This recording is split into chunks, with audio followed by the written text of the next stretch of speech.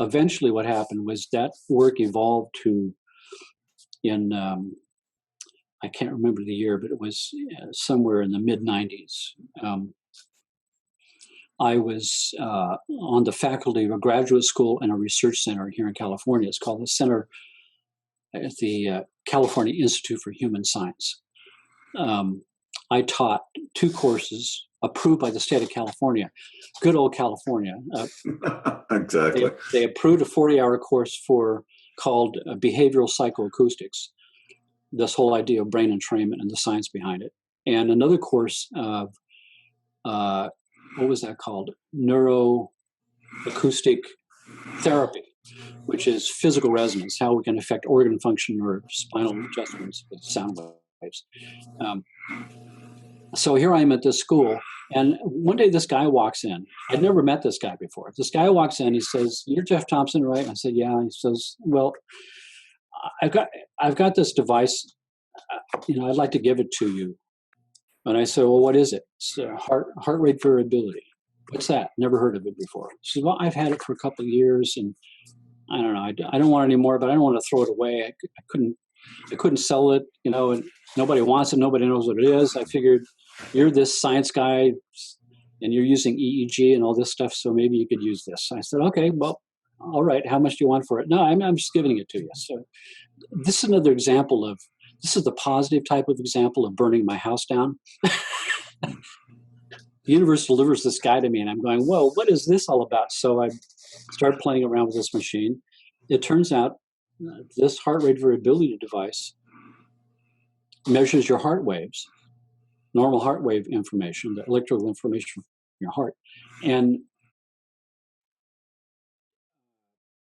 does different math to that heart information. So you've got the beats, the bump, bump, bump, bump, bump, bump, and it's measuring the space between each beat in microseconds.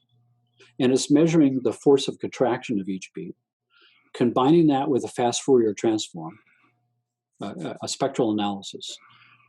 And what pops out the other end are these frequency bandwidths in the heart in hertz that stand for the functioning of the sympathetic and the parasympathetic nervous system, the 2 big branches of the autonomic nervous system. And when I realized what this guy had given me, he'd given me a scientific monitoring tool for looking at the autonomic nervous system, which I was trying to affect with my sound waves. Because at the time, heart rate variability was a snapshot. I hook you up, it takes 192 measurements, and then it stops, and it crunches numbers and pops up a screen that shows me the balance of your sympathetic, parasympathetic nervous system, how stressed your system is. And so it would be a good tool to prove to me scientifically with a medical monitor that my technique was actually working and doing something. Oh, there you go. But what I wanted was a real time trace that didn't stop. I wanted to see the autonomic nervous system, sympathetic, parasympathetic, live. I wanted to see it fluctuating. I wanted to see the abnormality there, and I wanted to be able to fix it with sound. And I wanted to be able to use the heart rate variability screen to show me what tone to use, right? And so I started calling up all these manufacturers. Nobody had one. They didn't exist. The only reason the heart rate variability was being used in medicine was to predict heart attack. And the reason is because the more variability between each heartbeat, the more different they are, the more healthy you are. And the more exactly the same they are, like a metronome, is a very, very accurate predictor of heart attack. And why is that? Because life is supposed to be variable. It's supposed to be different every second. You're supposed to be surfing the moment. You're not supposed to be in a cubicle for 8 hours. Yeah. Right? You're supposed to be doing something different. You're supposed to be dancing with life, and it's always different. The needs of the moment is always shifting.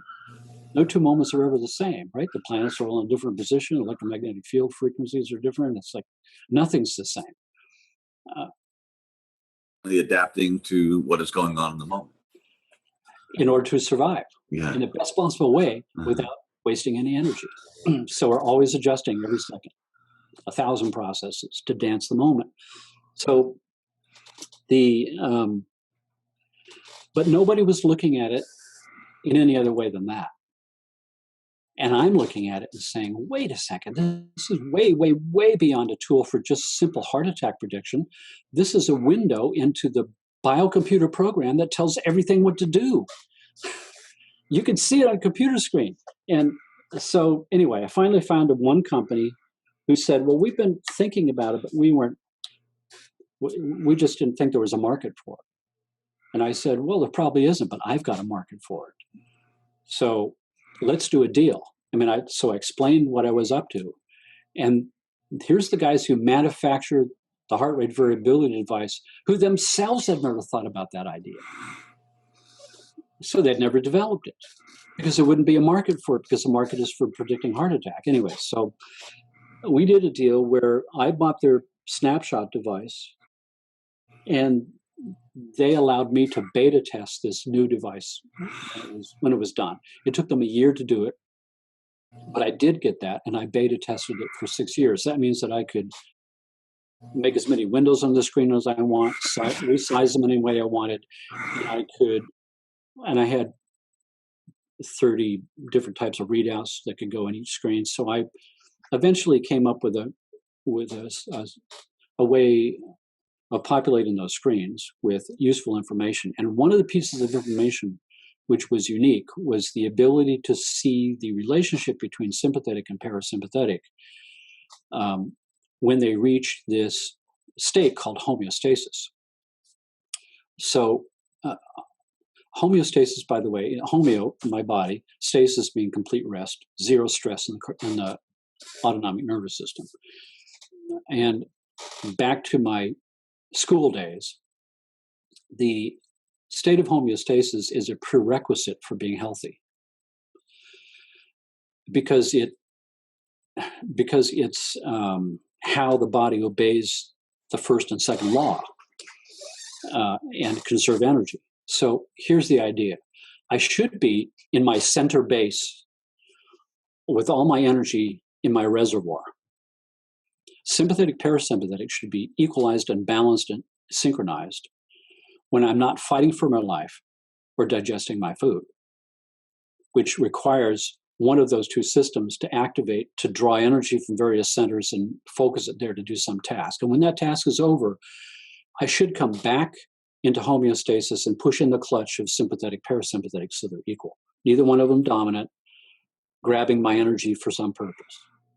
That should be my normal state, homeostasis. If I have to fight for my life, the sympathetic will turn on, a cascade of events takes place, I kick my adrenals, I raise my blood pressure, and all these different things happen until that's satisfied, then it's back to homeostasis. If I get injured, then something else happens, and then when that's done, it comes back. So there is a way of using heart rate variability in a much more sophisticated way to tell how normal the autonomic nervous system is functioning, based on a clinical practice that I learned in first-year clinic called the Ragland test. Ragland test is based on the idea that when I'm standing up, force of gravity is pulling all the blood out of my brain and dropping it to my feet. So in the course of a few minutes, I'd be dead. So there are these special barometric receptors in the my carotid arteries, baroreceptors, that sense pressure changes. And as soon as the pressure drops slightly, bang, the stress response takes place. The sympathetic turns on, kicks my adrenals, my blood pressure goes up, just to equalize that. It's called gravity stress.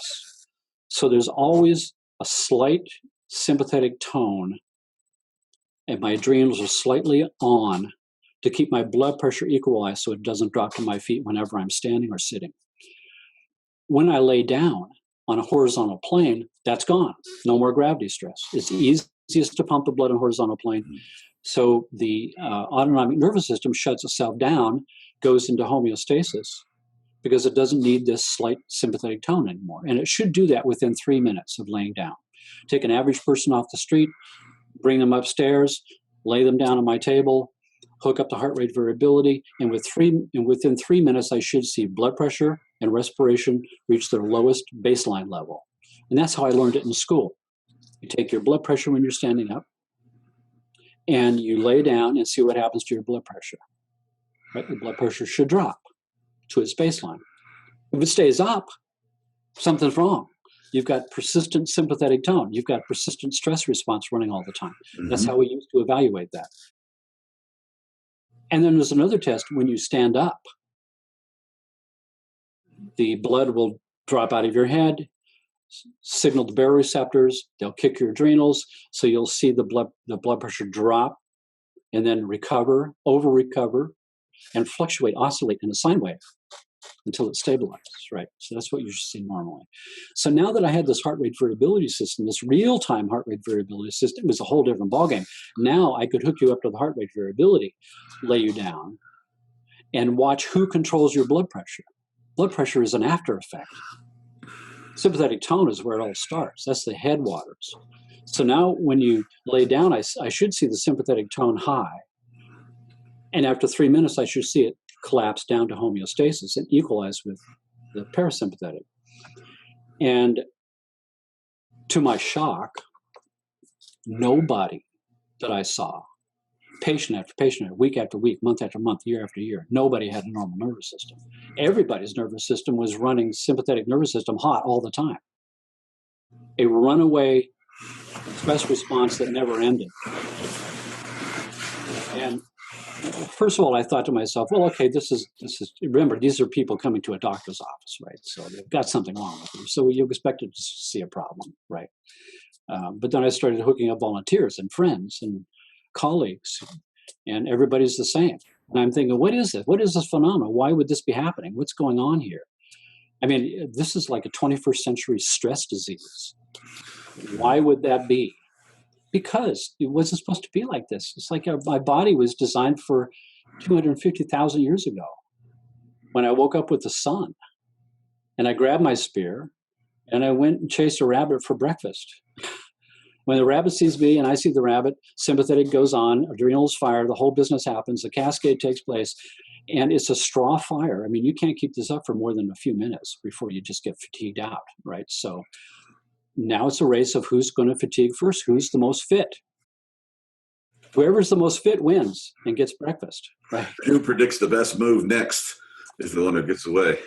So, I watch my dog chasing rabbits, and every once in a while, or the squirrel, that squirrel will do a dumb move, and he'll do a dumb move. No.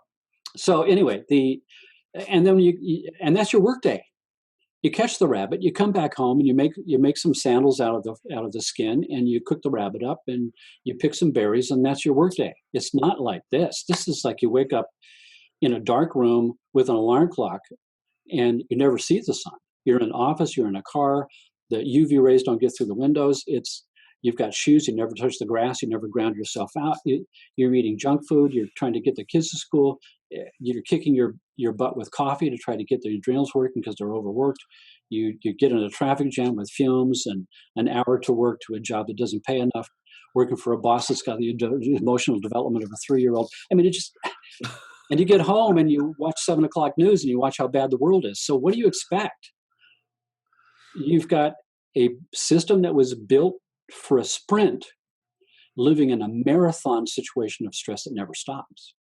And so the third eureka was, this is a 21st century stress disease. It's the body has come up with a jury-rigged answer to handling an impossible level of stress that never stops. And part of the survival strategy is momentum.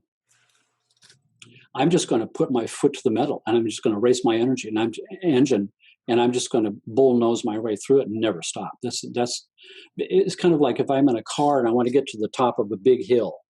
Part of my unconscious strategy is to build up some speed, so I hit the hill with some speed. It's going to make it easier on my engine. Sure. I'm not going to stop halfway up the hill and pull over to the side of the road and get a good night's sleep. It ain't going to happen. And so what do we have in this country? We've got an epidemic of chronic insomnia. You can't sleep. And the part of sleep that gets missing is deep delta sleep, the part where you're completely vulnerable and totally out and very difficult to wake up. You don't go there anymore. That means that's where physical recuperation takes place. And you can't raise your engine for decades without some negative effect happening. What's the negative effect? You're going to blow a gasket. The gaskets that blow in Western society: stroke, and heart attack. It's all very predictable. So I was going to, does this change at all for astronauts who are in outer space who don't have the same kind of regulatory system because there's no gravity? Does that change the story at all? Changes huge amount of change to the story because the baroreceptors and carotid arteries are, right. First of all, they go haywire and you start throwing up. They don't know what to do with this pressure thing that's going on here. But eventually they don't send any signal information anymore. There's no gravity. Therefore, the autonomic nervous system has to go into some other new altered function to try to balance things out, But chronic insomnia is one of the biggest problems of astronauts in space, and bone loss. Right.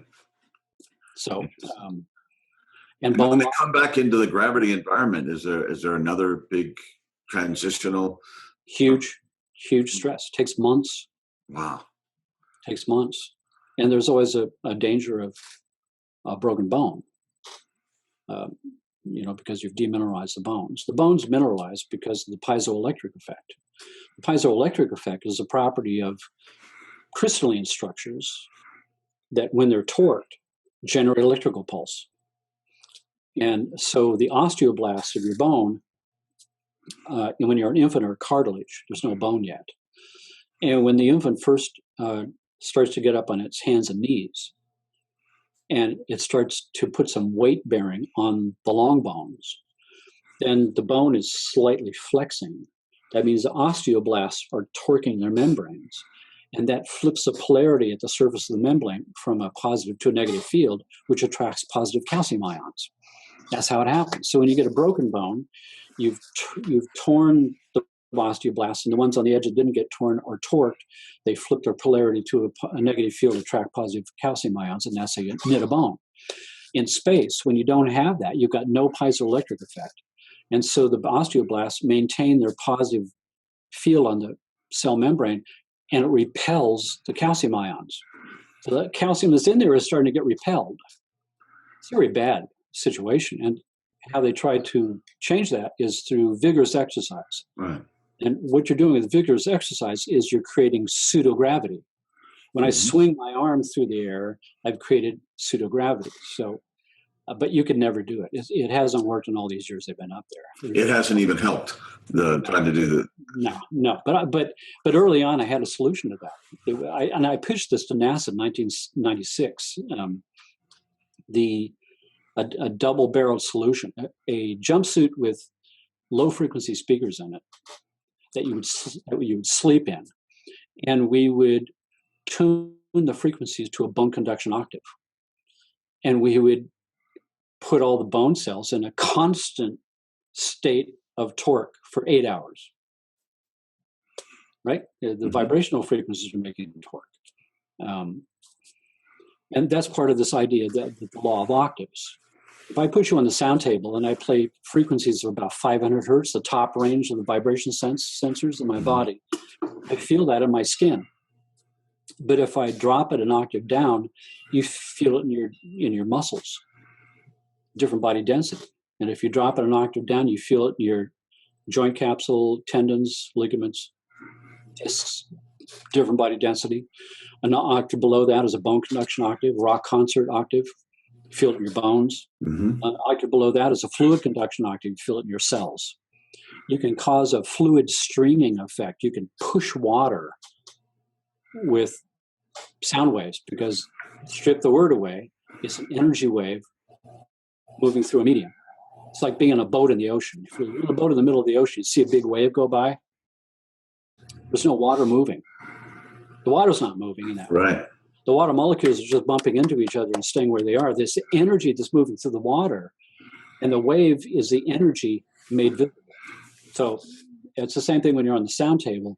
The fluid in your body is doing that same thing. Sound wave energy waves are moving through the medium of the fluids in the bone structure of your body and exciting everything, putting it all in a state of resonance.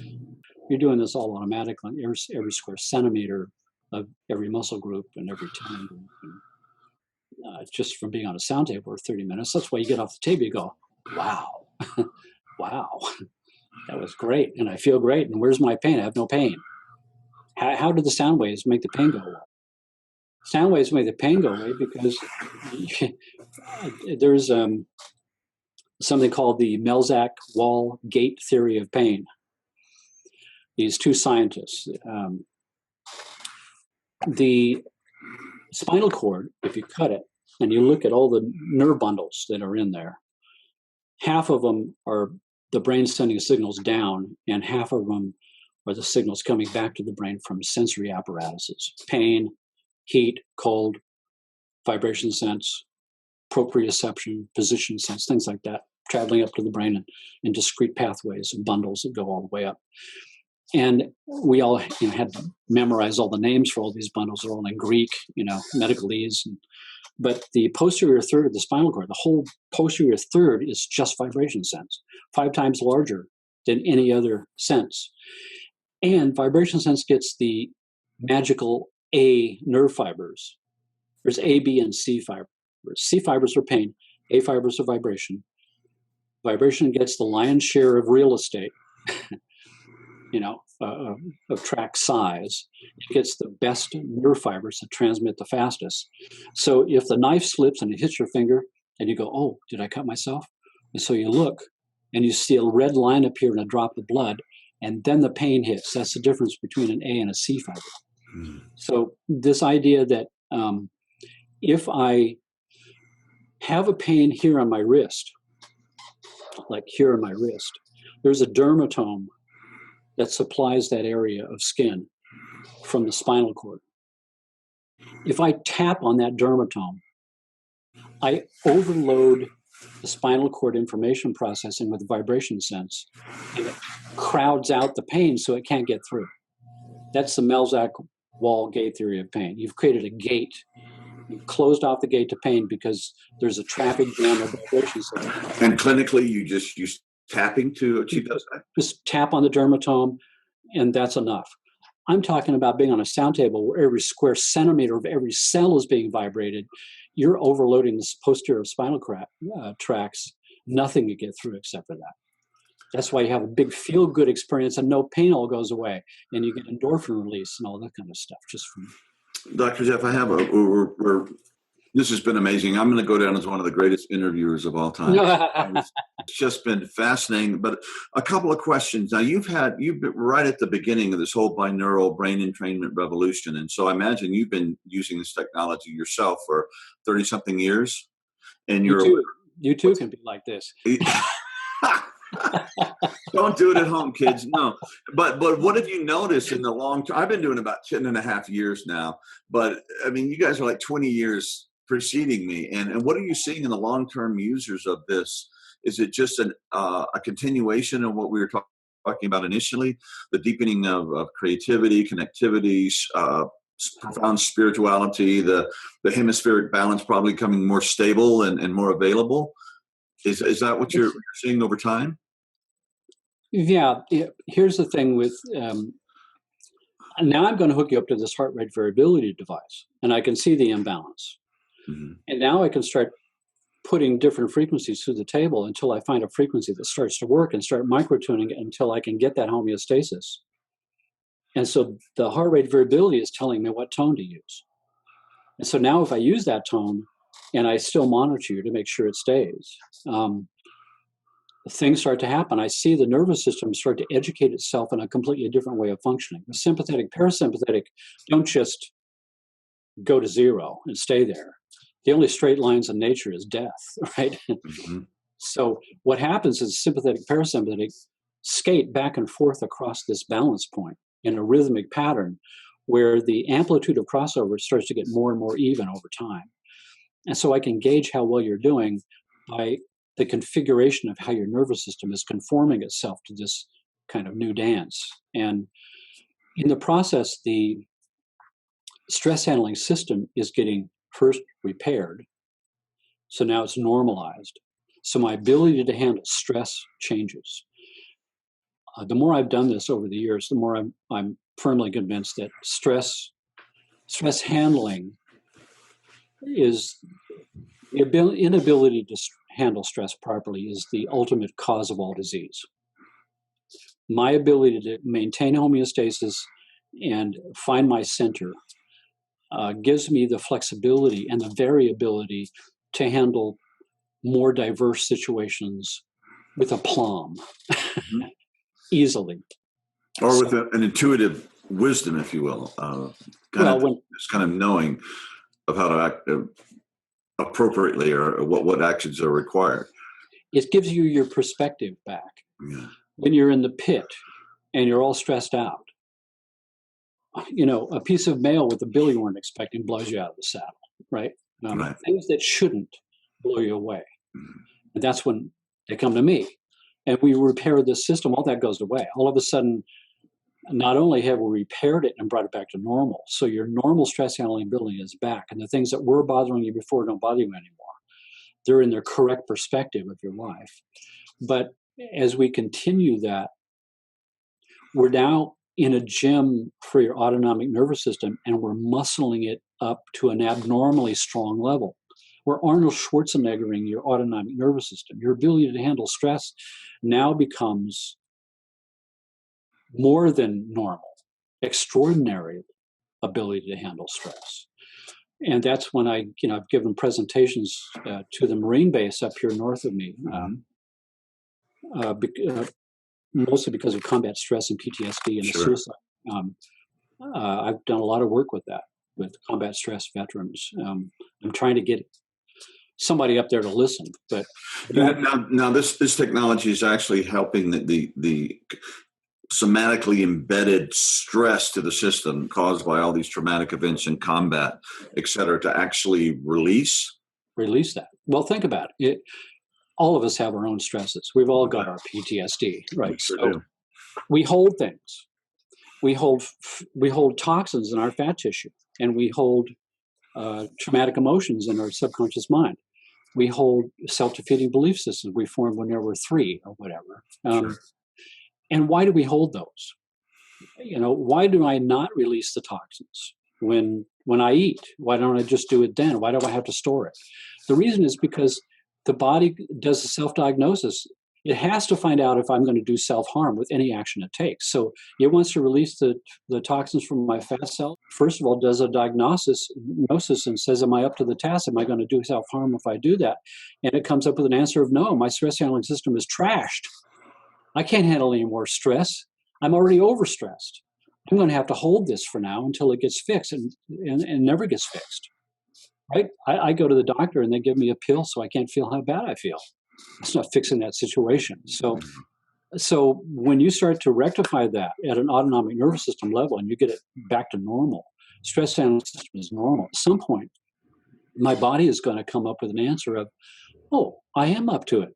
Oh, well, I can release this level 1 toxins things from my storehouses. So my patient will have their first detox response. And I warn them what that's going to look like. You're going to detox through the secondary elimination system, sinuses, lungs, and skin. I'm going to cough. I'm going to have a nose run. I'm going to break out in a rash, maybe. I don't know, whatever it's going to be. And it will be for a few days and it'll be gone. Now my body's stronger still.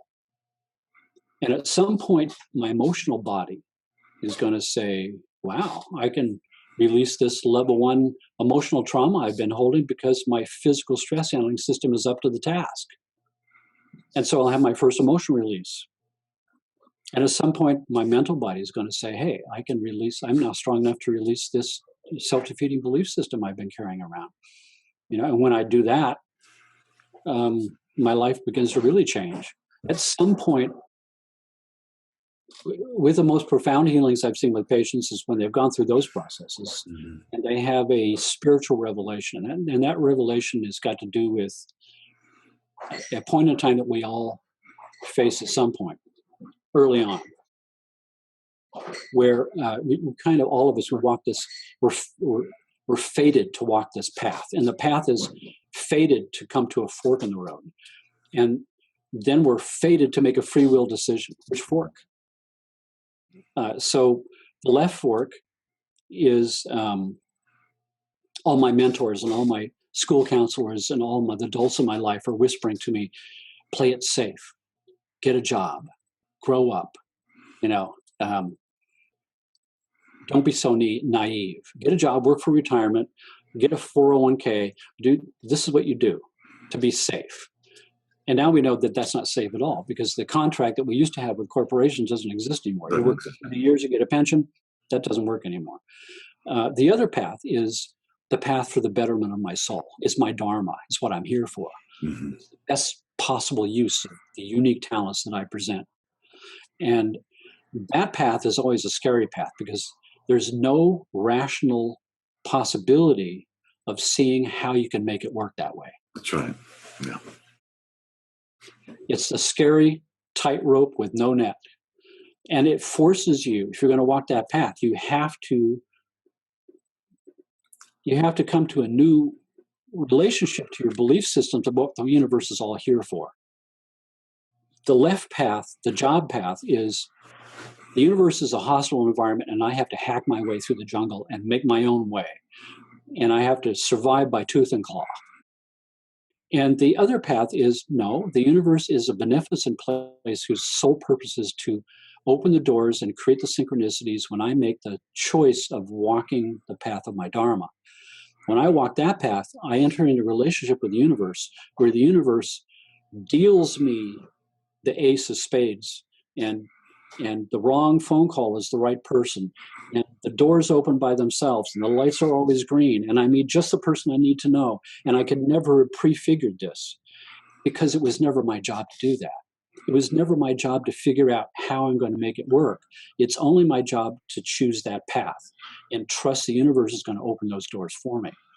And it's not just me that says that.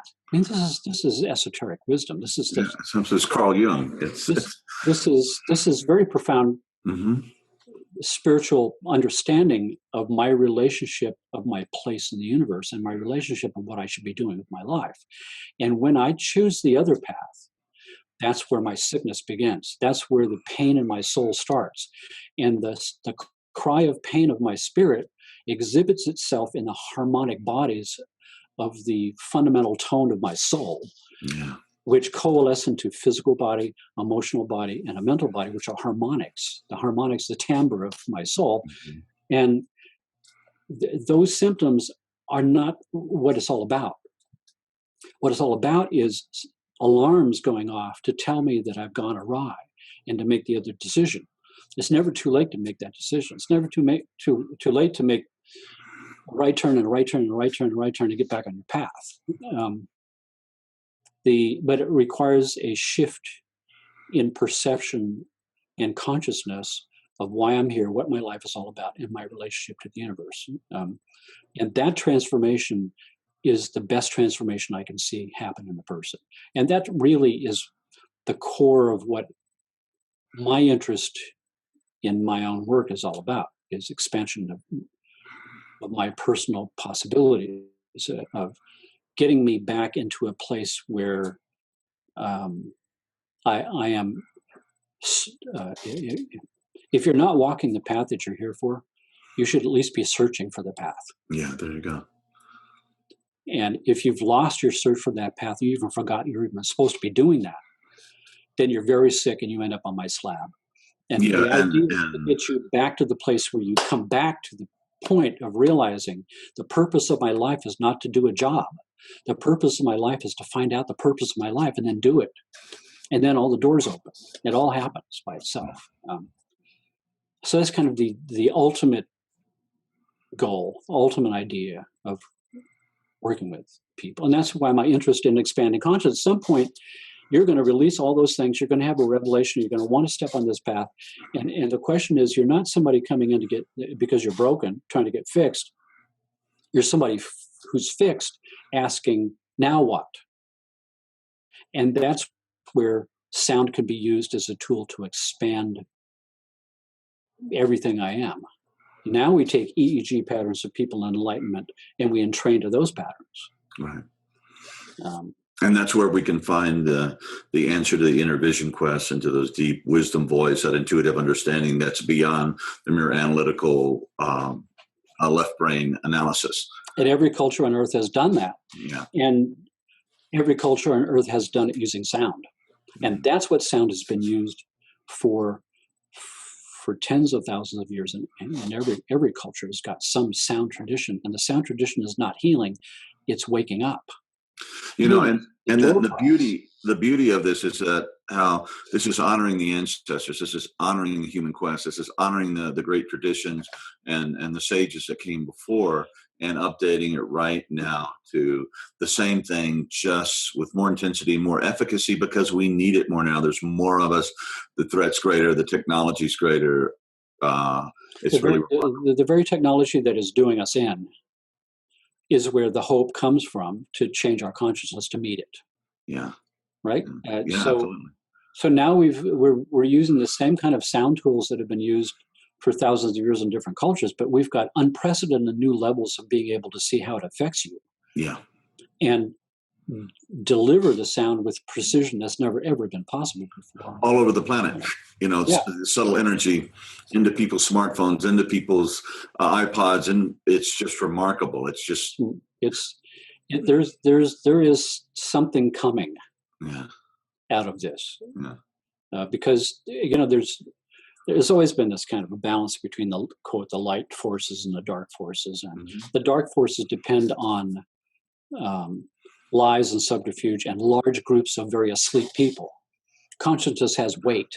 So in the balance of scales, you've got giant numbers of asleep people with a handful of very conscious people who have more weight, and that balances out. So the light forces have always been less people, but more pithy people. well, and the hope is, I believe, with this technology, this revolution in conscious expanding technology, is that it will democratize this waking up and finding your task and starting to deliver your essential gifts. And that is a real hope in all this. And you've just, Dr. I'm so grateful you've given us a tour de force through all these scientific things and all you've done, and to outer space and back again, and through all these different systems, and led it back to the central question of this whole discussion is spiritual technology. You know, how can this stuff help us to wake up? And I would not say just wake up, but stay awake, right? Not as a temporary samadhi experience, but an ongoing stabilized way of being in the world. And so that is the next question. If I can wake myself up and I can wake other people up and I can use technology to do that, then I find myself in a profoundly disturbed and pathologic world that's severely lost its way.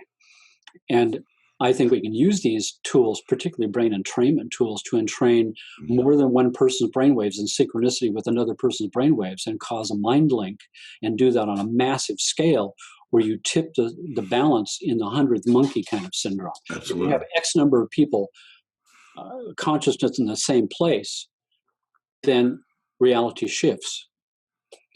And we can reach those people. It's easy to reach 50 million people through the internet. That's not the problem anymore. It's just the will to do it and the ability to get the right people to pull it together so people actually participate. But I think just on its own, it's an organic grassroots movement. This is taking place as a counterforce to what you see in the news, which is insane. It's insane. Humanity is insane, but not all of humanity is insane. That's right. And the ones who are not insane have the possibility of the weight of their consciousness to tip the scale. And we know from quantum physics that, the next moment from now could be an infinite number of possibilities. The fact that it happens to be you and me having a conversation and not jellyfish on Venus is only because you and I believe that we both have bodies and we're having this conversation. It's the only thing that makes it happen. We galvanize it by believing the next second is going to be mundane. Therefore, the next second becomes mundane.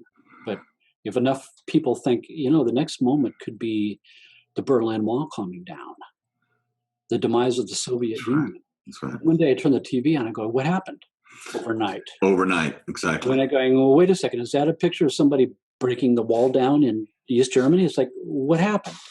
Wasn't it there yesterday? It can all happen like that. I mean, quantum physics tells us that. I mean, that's the way it does happen, it seems. Eh? It happens. It doesn't happen. The long evolutionary journey of slow changes, that's shot full of holes. That it's in a single generation. It's the indigo child gets born. It's got a bigger brain case and golden eyes. It's like it's the future generations. They're the ones that we need to be changing. Yeah, and honoring the generations that came before us that made this all possible. There's a responsibility there to the all sentient beings, past, present, and future, who are looking at us and hoping that we'll wake up and have the courage of our own convictions. And yeah, I kind of like, when I became a father and I had my son, everything changed for me. The abstract intellectual understanding that the world needs to change became a gut level emotional responsibility to bequeath this world to my son. Now, what am I leaving him? And realizing that I believe I have a piece of the answer. I have something that I could do that could make a change. Yes. So I'm doing my little part with individual patients, but I need, we could use entrainment to do a global mind link in a meditative state that would tip the balance in a single day. At least kick a pebble down the hill and start this avalanche happening. That's all it takes. All it takes is one person to stand up. Bernie Sanders stands up and says, "Hey, you know what? It's not Republican versus Democrat. It's people versus corporations who want to own the world and make you a slave. That's what it's about." Anyway, I don't want to get political here, but the allegory of that is that kind of a person rising up out of the multitude in your own mind, in your own spirit. So Carl Jung, he said, whatever you don't handle on the unconscious level, you project it into the external world and handle it there as an experience. And so simultaneously, all of us are projecting onto the world a consensus of what the next moment is going to be. And I can change my own mind and my own experience, but that's not going to change the world until enough people are synchronizing to that same vibration. So that's kind of where I see the future of the sound work going. It's from me to my immediate field and friends and people I know, to Facebook and social media and internet connectivity and large population groups of people centering on the same idea, using technology to do so.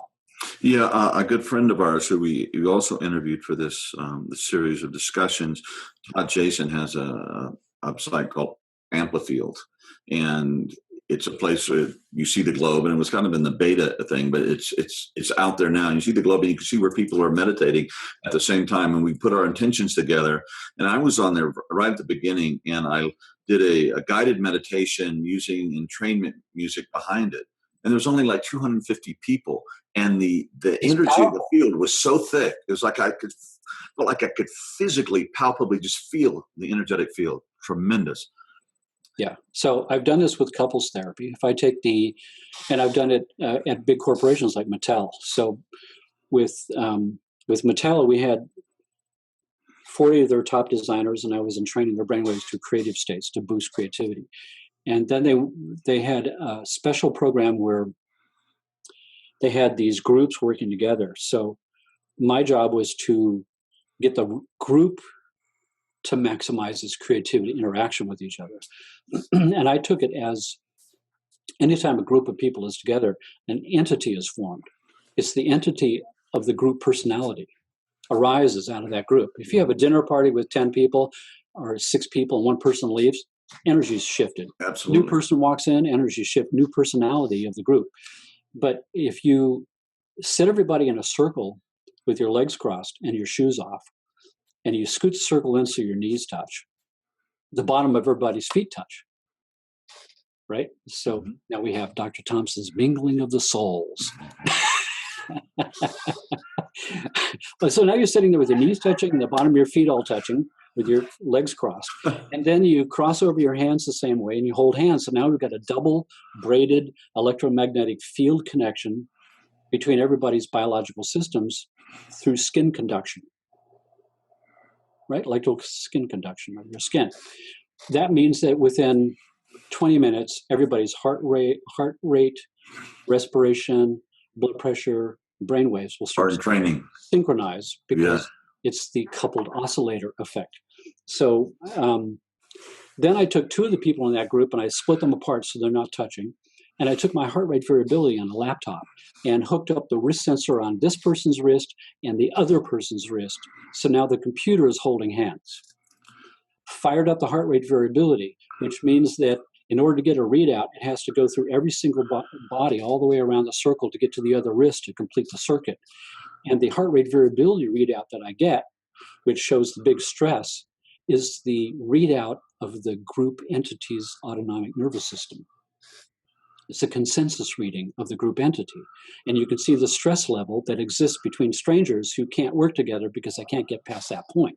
Mm-hmm. And then I could do the same thing I did with people. I'd do a sound sweep through every sound frequency. And as it's reaching the sweet spot, you see the sympathetic nervous system collapse down into this homeostasis point.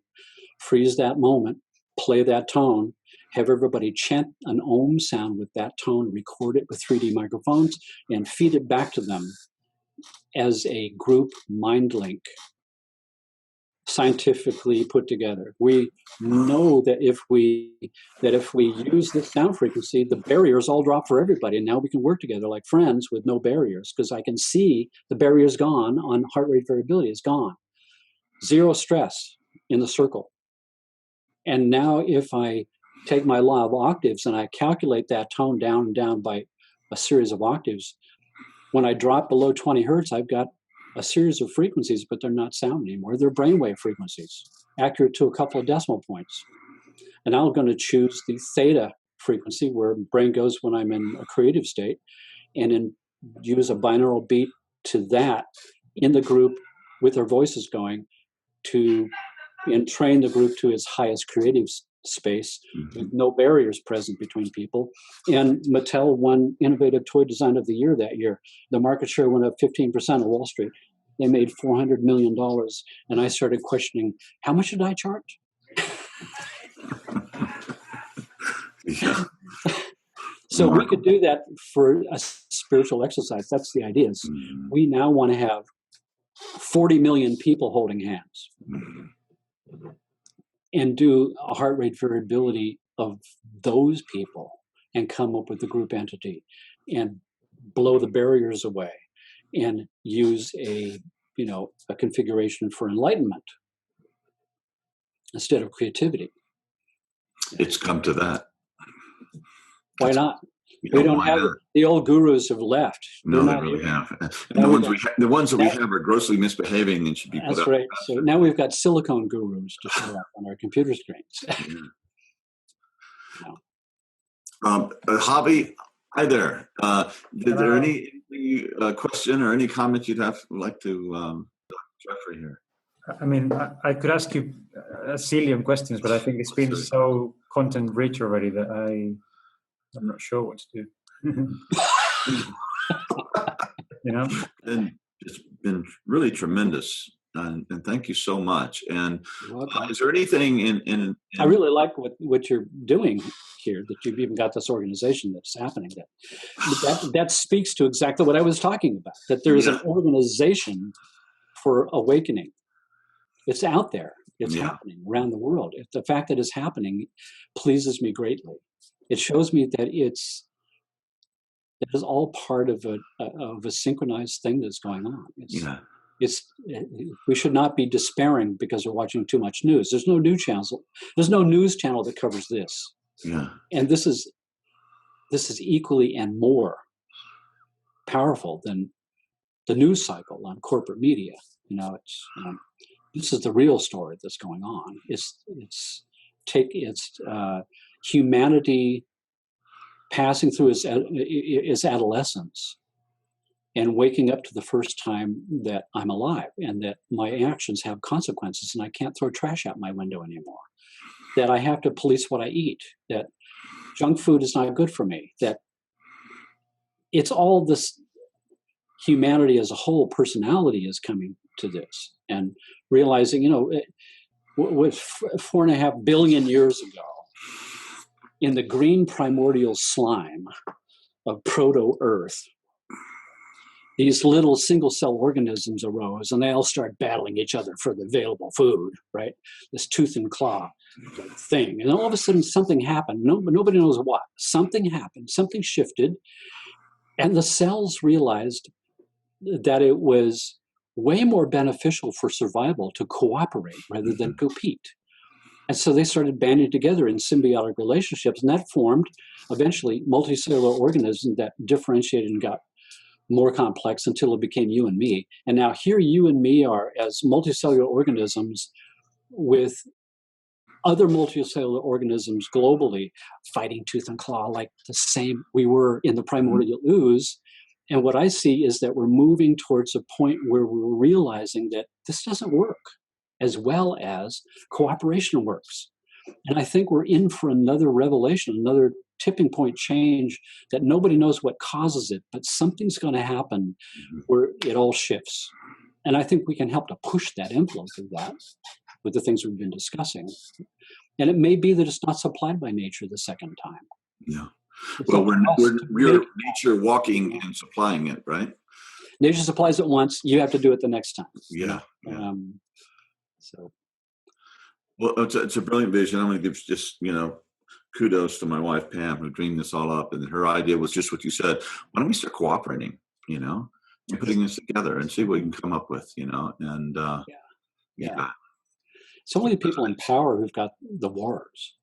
The rest of us are all just trying to make our lives work and get a roof over our head and love our children. I don't hate anybody, whoever the enemy is. I mean, those people are just like you and me, right? It's like the people in control need to be brought off their thrones, and we need to rule the world ourselves and get back in synchronicity with our natural systems and honor that instead of what we're doing, which is bizarre and weird, Well, maybe the future is with this technology and the new generations that are rising, that they'll be arriving at levels of awareness when they're 13. It took us, it's happening. It's happening already. Yeah. Already happening. And the newer generations of children are way more aware and not swallowing the pill right off the bat. It's like one of my favorite authors, Kurt Vonnegut, beginning of one of his books, you're traveling down this dark tunnel and there's a beatific light at the end of the tunnel. And as you get closer, there's the beatific face in the light. And then you pop through and it's cold and you're hanging upside down naked and they're spanking you, throwing acid in your eyes and coming after your penis with a razor blade. And it's welcome to Earth, kid. Here's the rules. You get a job, you wear clothes, you do this, you pay taxes. It's like, wait a second, I didn't vote on this. And wait, this is the way it is. It's like, it doesn't need to be that way. No, it doesn't. The world doesn't need to be this way. We can make it. We can make a decision to make it different. The decision isn't up here. It's someplace else. Dr. Jeffrey Thompson, deep bow. Yeah, thank you. Respect. Thank you so much.